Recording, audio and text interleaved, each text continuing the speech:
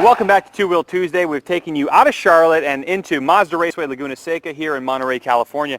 Now I'm with Jason Pridmore, of course, who races the AMA series for Michael Jordan Motorsports, and we're going to give you a detailed look at what it's like going around this racetrack on a motorcycle, although we're going to do it on feet. So, Jason, well, first of all, welcome to the show. Thanks for doing this for us. Thanks very much for having me again. Yep, appreciate it. All right, so now we're standing on the front straightaway, what can be considered a straightaway anyway here at Mazda Raceway.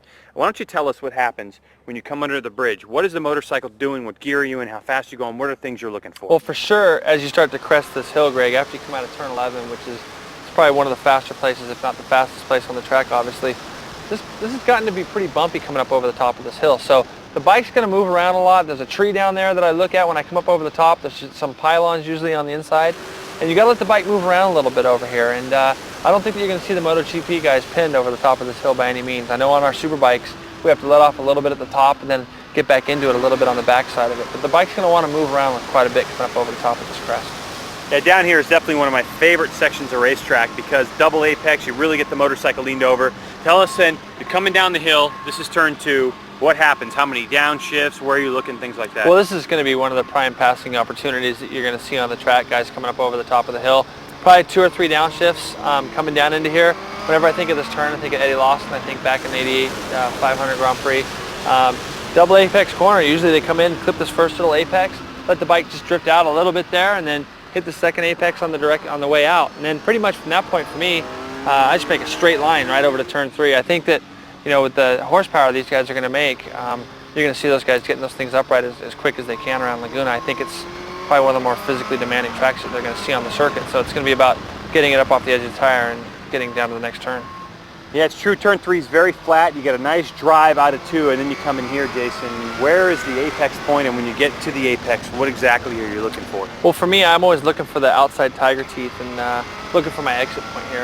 And I think this is going to be a pretty big key in the race, getting your bike set up for these 2 really flat corners.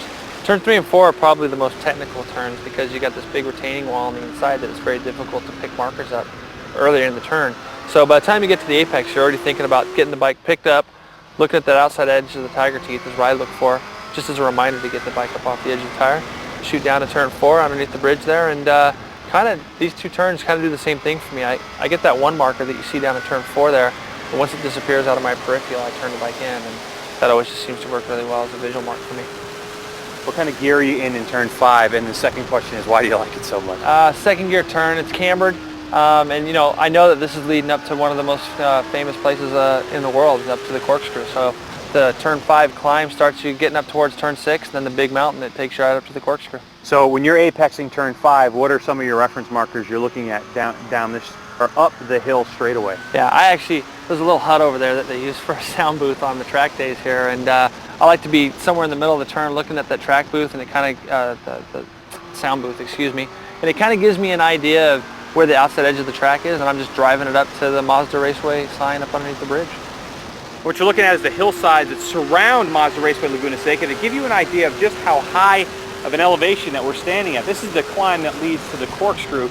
Now, Jason, the bikes move around a lot, do all kinds of funky stuff. Why don't you describe what it's like on a super bike to come up this big hill? It's exhilarating. I mean, the first little bridge that you see back there, when you come up under there, the whole bike gets really light. And then some of the guys actually cut across the white tiger teeth that you see down there to kind of straight line it up here a little bit more once you get up here. Because it's very difficult to do a lot of trail braking up into this corner because of how much lean angle you have to actually use for this little kink to the right. Back in the day, you could kind of come up here. This was more like a straightaway, but the bikes have progressed and got so much faster that you're going to do a lot of braking up here. You want to do it as upright as you can. So you brake at the top of the hill, you brake, and then the infamous Corkscrew. Right down it. It's very, very, very steep, and I know you're out of breath already, and we drove up here. So here it is, the infamous Corkscrew. Jason, what do you think? One of the coolest turns in road racing, or what? Probably one of the most popular in American history, I would think. Everybody knew what the Corkscrew was all about, and it's probably one of the steepest places that we have in America as far as coming down through this real technical left-right section. So when you come through this corner, what gear are you in on a super bike looking for? We'll be probably second gear coming into it, and then maybe do a quick upshift going down. Some guys might go to first gear and do a quick upshift to second going down the hill here. What you're really looking for me is I try to be really patient going into the left here and then flicking it back to the right. I mean, you can see how steep it is. You know, we're just walking up this thing. It's amazing how steep it is. When you do your little short shift down the hill there, it's amazing how much speed you carry, and going down into Rainy Corner, which has obviously been completely revamped, moving the bridge and things. Yeah, it's nearly like a 7 or 8 story drop here. It's really steep and it's a lot of fun. So after you get through the Corkscrew successfully, then it's time to tackle Rainy Corner. That's where we're headed on a motorcycle coming down Rainy Corner. This is a very weird cambered kind of a corner, isn't it?